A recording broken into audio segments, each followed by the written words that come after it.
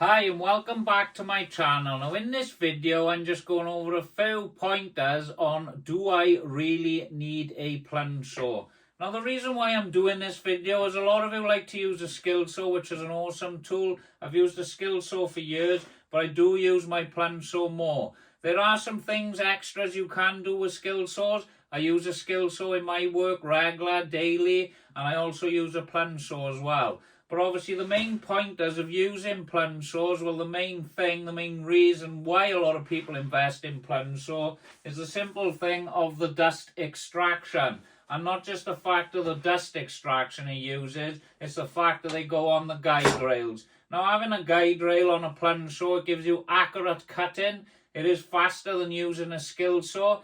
Because obviously using a skill saw, we've got to set a straight edge up or cut a piece of MDF off the sheet material, use that as a straight edge, set it up, and then this becomes a plunge saw. But obviously using a plunge saw, the dust extraction on these is not as great as what you get on using any other make and model plunge saw on the market.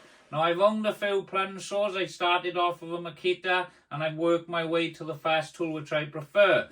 But we're going to go through a few things that you can do with a skill saw, but you can't do with a plunge saw, right? Now, sadly, I would have been featuring my Makita brushless saw in this video because I've had it for 6 years and it's a great saw, but it got stolen from my van. So I've had to invest in a new saw. I thought I'd go with a Milwaukee. I haven't used this saw, so I can't really give you a review on how good this is. So I've got my old alley bar out by here. Alright, and this is how we cut a straight line with a skill saw. Now I've had this bar for about 12 years now, and what I do, I would line this bar up and then I would cut with my skill saw, which gives me a perfectly straight line.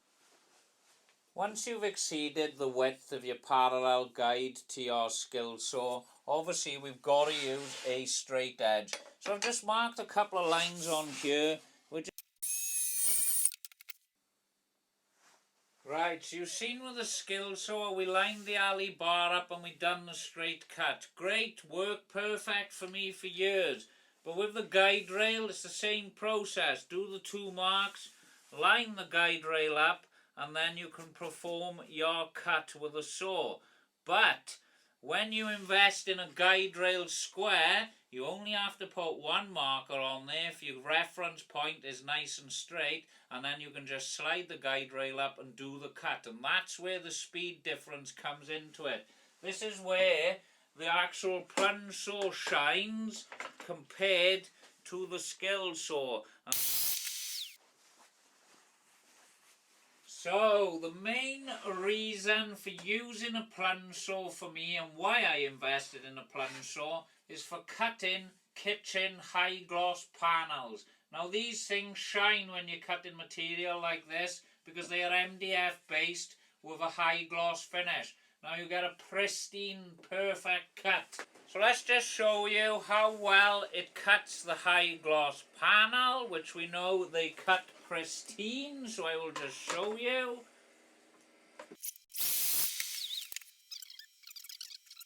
Right, so here's the cut on the plunge saw on the high gloss. As you can see, I'm just trying to keep it in focus for you. It is pretty much spot on. I can't see any chips on there. And that's why we use a plunge saw as kitchen fitting, because it is an absolute perfect cut. The plunge saw shines in this sort of work, but we're going to go ahead now and cut it with a skill saw just to show you that you can still get an accurate, clean cut. So let's just go ahead now and do a little cut with the plunge saw, and then we can see how well it cuts.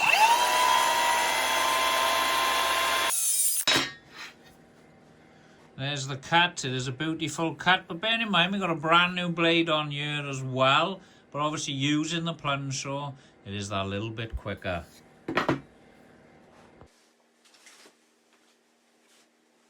So I always keep a skill saw in the van, and the reason for keeping a skill saw in the van, if you're on a job, you haven't got room to set a miter saw up, this is where the skill saw shines. It's something you can't do with a plunge saw.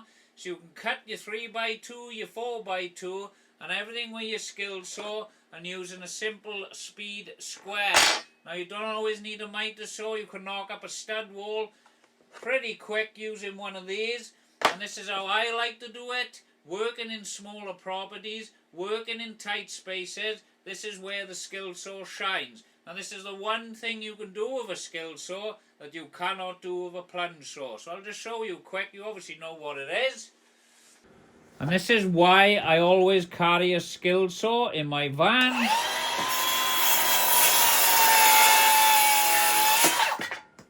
Because you can knock up a simple stud wall really quick just using the simple skill saw if you haven't got your miter saw at hand. Or you haven't got the space to set one up.